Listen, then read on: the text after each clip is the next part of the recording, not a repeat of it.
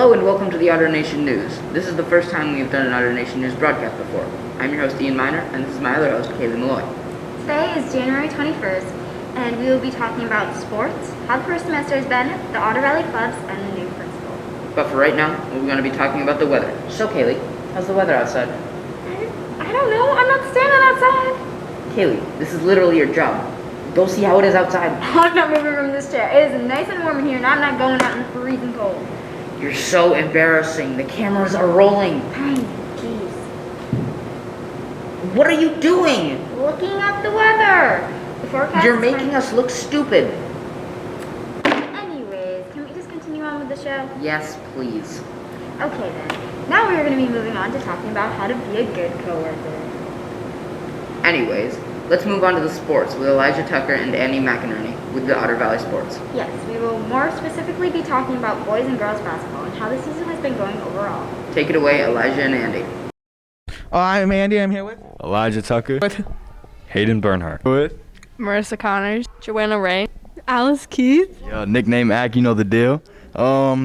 Since you're a senior, right? Right. I'm gonna ask you some senior questions. So, number one, what are your goals for the season? To make it to Barry. My goal for the season is to have like a successful season in general. Like in the past, we haven't had the best season records, so hopefully win more games. I'd say go to Barry. It's the first goal. I'm not really thinking about too much like individually, mainly just focus on team success. all right. So these next two questions are going to be COVID related. So how do you feel about having to wear the mask during the games? It really sucks, but do what you have to do. I mean, I really wish it's so hard to breathe in these things. I want to find a mask that's easier to breathe in, but you do what you have to do. I mean, you gotta get used to it. It really sucks and it's hard to breathe, and I feel like it's definitely not easy. It is awful. I do not like it at all, but you gotta do what you gotta do. Okay. Another COVID question. How did COVID affect your season last year? Definitely getting used to the masks last year. They were kind of a struggle for us, and we weren't very well conditioned by means, so it was difficult. Well, I mean, I never really got contact traced or had COVID or anything, so I was never out because of it, but I mean, the masks were really hard. I had a hard time with that, but like everyone else. But I don't know, it wasn't, I mean, it sucked not having fans and all, you know, I like to feed off the energy of the fans, so I guess in that way it also affected me. We had shortened games just like everybody else, and I feel like it didn't give us, me and Hayden, a chance to really improve like that, but we worked hard in the off season, so we good. Last year it didn't go that well. We didn't win a lot of games, but that's okay. All right. How has your high school basketball career been? So far it's been pretty good. We're starting new off with a new coach, and I feel like that's definitely showed some improvement. My high school career has been good. It's been fun. You know, a lot of memories I've made, and yeah. Up and down, very up and down. There have been times where it's been really good, sometimes where it's been not so good. I feel that. What was your favorite game of your high school career? Final question. I mean, the game that in high school, I don't know, I'm gonna say last year against Mill River because we won by a lot and I had quite a few points. White River Valley making it to the playoffs and having our OV student section storm the court. Favorite game so far? I'd say, oh my gosh. I mean, I guess you have to go with a win. And a win when I was a sophomore at home. It's our only win at home. And we beat Windsor in overtime. And I got my first ever start that game. And so that was exciting, yeah. Probably last year Mill River game because everybody scored, or I have to go with sophomore year against Woodstock because my boy Parker hit a game winner in double overtime, and the bus ride back was just good vibes. All right. Thank you, Elijah. Thank you. Thank you for that, guys. That was very informative. Yeah, we needed to know about people throwing balls into hoops. You do know that people actually like basketball, right? I don't understand those people. Clearly you just don't get sports. I get NASCAR. Just people driving in circles. Well, that's not really a sport. What do you mean NASCAR isn't a sport? Alright, I'm not getting into another argument with you right now, so let's just move on to the next topic. Our next topic is going to be how the semester is going. Elaborate more on that. Fine. What I mean by talking about how the semester is going and how students have been feeling overall about the new semester and being back full-time with COVID. Is that better? Yes, thank you. So we'll be hearing from Alex all about the first semester. Hello, my name is Alex Cram, and I am a 10th grade student at Otter Valley, and today I'm going to be interviewing some students and teachers around the school. My name is Lisa King, and I teach in the Business and Technology Department. Hello, my name is Mark Jackson. I'm a freshman at Otter Valley. Hi, I'm Hayden Bernhardt. Hi, I'm Moon. I'm in 8th grade. Hi, my name is Jared Mills. I'm Lily. Hi, I'm Dylan. Yeah. Hi, I'm Hayden Fisher. Hi, I'm Miss Waters. Hi, Miss Waters. How did the first semester go for you? It was definitely an adventure, a little different than I expected, but not too bad. It went all right. Honestly, it went kind of crappy. It went pretty good. It was mediocre. I mean, I think the real test was last year because of like not knowing what we were going to be doing and whatnot. But this year's kind of more, we understand genuinely what's going on, but still a bit shaky here and there. It went fine. I mean, here and there, I'm just ready to get to the second semester and be done with another year. It was really good. I mean, my grades kept up and I got into college, so that's exciting. Is there anything you would like to change or improve on for the second semester? For the second semester, I wish COVID would go away. I think that would make things so much easier. Is there any general changes that you would like to see around the school? I wish there was a little more communication about things that are going on from everybody, kids, parents, admin, everything. Getting rid of the hall passes because they're really annoying. People being nicer to each other. I hope that overall, school days come together a bit more. I feel like we've been pretty at odds with each other. First thing would be more ways that we can gather, even if it's outdoors. A strict attendance policy. I do. I'm super excited that we were able to have the music concerts that we haven't had in a couple of years. Of course, the play, even the middle school movie day, some Spirit Week items. Probably art class. Getting into college, soccer season, start of basketball season. My favorite part was on Halloween when the kiddos did their homework and brought me all their Reese's peanut butter cups. I guess it was just because my classes were fun. I mean, My favorite part was going actually remote last Friday. Thank you for that enlightening information. Yes, the semester has definitely been an interesting one. You can say that again. Yeah, the semester has definitely been an interesting one. You just said that. Well, you told me to say it again, so I did. I didn't mean it like that. But you did, because that's what you said. I was being sarcastic. I know, it's just gonna get on your nerves. Well, you definitely got there. I know. But we should really get on with the show. I agree. So next, we'll be talking about the clubs that we have here at OV. Take it away, Jacob and Andre. Sup audience, my name is Andre and I'm coming to you straight from OV. Today we're going to be interviewing some clubs, asking them some questions about how COVID affected them and what they normally do. So first club we're going to be interviewing today is the D&D club, in fact. And I happen to be very close to the president of the D&D club. Let me go get him real quickly. Hi, I'm the president of the D&D club. The questions we're going to be asking go along the lines of what did they commonly do in the club, how COVID has affected them, and just basic stuff like that. So first question, what do you commonly do in the club? Well, that can vary depending on who's in the club on that day, but basically, as the name states, D&D. But it does tend to get a bit chaotic and hectic, if you know what I mean. Second question. What's up, y'all? My name's Andre Munson, and I'm coming to you straight from OV. And today we're actually interviewing the advisor of the D&D club. Hello, I'm Miss Fleming. And what are your questions for me, Andre? So what encouraged you to be the advisor of the D&D club? So at the school I worked in last, I ran the D&D club, and I also grew up playing Dungeons and Dragons a lot with my dad. Sounds fun. So has COVID impacted your club by any chance? To be fully honest with you, I have never taught outside of COVID, so I have no idea. Great. So what encouraged you to be the advisor of your first D&D club? I was required to make a club by my employer, so that was the club that I made. This club was a part of the school day, every other week for a whole half hour, and we got nothing done because there were 30 kids. And they were 6th and 7th and 8th graders. So, mostly 6th and 7th graders.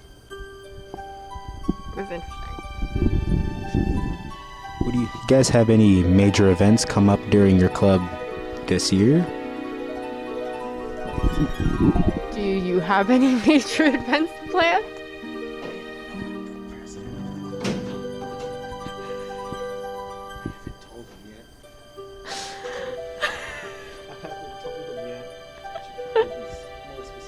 I am open to suggestions from the club president.